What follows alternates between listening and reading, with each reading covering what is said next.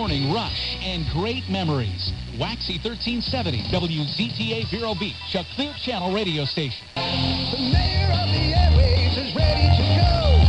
Talking to people you want to know. Face to face, one-on-one. Get the story and have some fun with Red Palmer. Some have entertained angels unaware. I'm seated between two angels right now out at C.J. Cannon's, the restaurant with a beautiful panoramic view of Vero's Municipal Airport Strip. They have a beautiful panoramic view. It really is lovely to see the airstrip. And it's befitting because these angels are pilots. And they provide transportation for those who have medical or compelling humanitarian needs. I'm with Michael Smith and Don Lindell. Great to meet you, Don. Thank you. Welcome to us. Being in your program is wonderful. We're so pleased you're doing this for us, Rhett, really.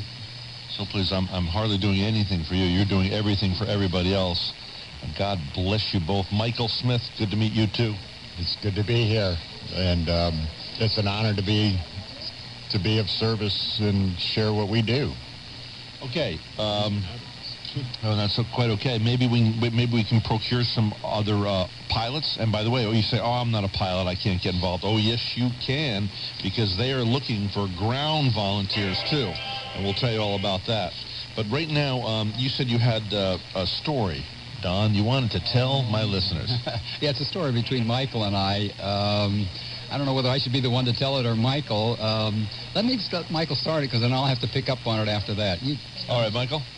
Well, how I became familiar with Angel Flight is through my history, and I was diagnosed with diabetes when I was 18 years old, type 1 diabetic, and I wasn't very compliant. I was a defiant child at that time, and through those 26 years, my kidneys failed, and I was diagnosed with end-stage renal disease, so I was on dialysis for 3.5 years, and a diabetic. And through those qualifications, it allowed me to qualify for a simultaneous kidney pancreas transplant, organ transplant.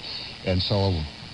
your pancreas was transplanted and your kidney? Yes, sir. Both of them. Angel Flight helped you? Oh, they did. How? I was qualified, and I received the call November 16th of 2005, and Don and I basically I had pilots assigned to me, and they were all already out on missions, and so they called Don, and he called me back and said, can you meet me at the airport in 20 minutes? And so we did, Mom and my mother and I, and Don flew us to Gainesville in a little over 1 hour's time. You want to continue the story, Don? Hero, Don? Yeah. Well, I've been with Angel Flights for a number of years since having moved down to Florida. We came down here in 1990, and I'd flown commercial as a pilot up in New York, and so I came down here and I joined the Angel Flight and started flying. Well, one morning I got this call about 8 o'clock in the morning from Angel Flight up there out of Leesburg, Florida, the organization center, and they said, are you available for a flight today right away? I said, sure, what's up? Well, we got to call this fellow Michael Smith. He's in need to get to Gainesville immediately for a double organ transplant. And I said, what?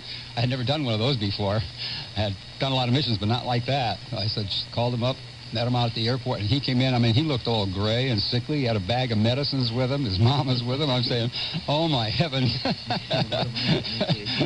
And I said, you ever been in a light aircraft before? No. He said, is your mother? No.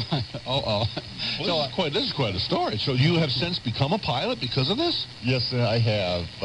Where'd you go to pilot training school? Right here at Flight Safety, or where'd you go? No, right here at Sun Aviation. Sun Aviation? I didn't know that. I didn't realize they train pilots here. Yes.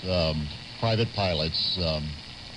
Don, actually, Dennis and another gentleman trained me how to become a private pilot, and I passed that qualified and that's my way of giving back to Angel Flight because of how it changed my life. I see that you on your shirt, not only do you have the it's embroidered Angel Flight Southeast, but you also have Squadron Leader embroidered on your shoulder.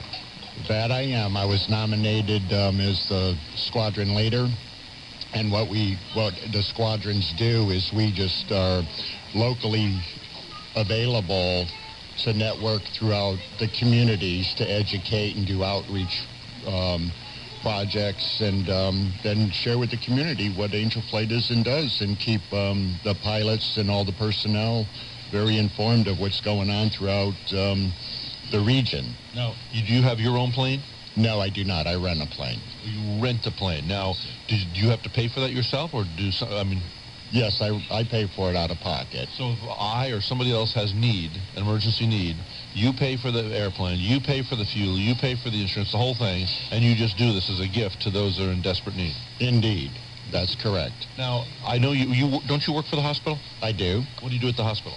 I'm a call center specialist, and that's where the patients are able to call their meal choices in, and I answer the phone and guide them. Okay, now I'm presuming that's a nice paying job, but certainly not a huge paying job, and yet you're willing to take that minimal income, and I mean, I'm sure renting a plane is a pretty inexpensive thing, is it not? It's about $140 an hour. And a typical flight like this will take, how long will you be up in the air taking people hither and yon? Well, it could be, every mission varies. An hour's time, an hour flight, you can get pretty far in an hour's time in an aircraft. Okay, now, when you flew him up, Don, for his emergency, when he got a brand new pancreas, he got a brand new kidney, which saved your life, right? Oh, it changed it and did save my life. It extended it to the greater effect that I'm a very normal person today. Now, when you flew him up, did you stay on the ground waiting for the emergency for him to be operated on, or do you go back home and someone else picks him up later to bring him back, or how does this whole thing work? Yeah, no, well, I came back. I left him there. They arranged for ground transportation to get him to the hospital, but I left him there, and somebody else brought him back after the surgery. I called the next morning. I was so curious because I never had one like that. I called up the hospital, and I said, you have a Michael Smith in there? And they said, we sure do. He said, you want to talk to him? I said, what? Yeah. He put me through to his room. I said, Michael, how are you? He says, oh, I feel great. I was like, whoa, this is wonderful. I said, you really get something in your heart when you do something like that for somebody, and you think. And since then, Michael and I have become great friends and very involved in Angel Flight South. Now, you were a professional pilot where in New York? It was up near Albany, New York. You know that's where I'm from? Are you really? I used to run the Brett Palmer Productions out of Troy, New York. That was my advertising firm. Oh. And I was also an adjunct professor at the College of St. Rose. Oh, my goodness. Oh, I lived in Delmar. You lived in Delmar. That's where my friend Dr. McLaughlin, the late Dr. McLaughlin, he was a professor at RPI, and he and I went to Israel together to shoot a music video there years ago of my song, The Empty Tomb. Oh, my heaven. No, I didn't know any of that. Well, we got a connection, Red. Yeah. That's something, yeah. Yeah, I know. We met at Aviation Day a while back, and that's when you said that you listened to my show. So, you were saying, who are you? You're a radio host? Who are you? I said, Red Palmer. I said, Red Palmer, I listen to you every day. Yeah, right. That's terrific. Well, anyway, it's a small world, isn't it? Yeah, how about that? I would have never guessed that. Ever been to Disney? It's a small world after all. It's a small world after all. You know what the problem is now? All my poor listeners now are going to be singing that all the once you get that song in your head, you can't get it out. I know. We had some visitors from Cuba here recently, and they took them up to Disney World, and they were saying that.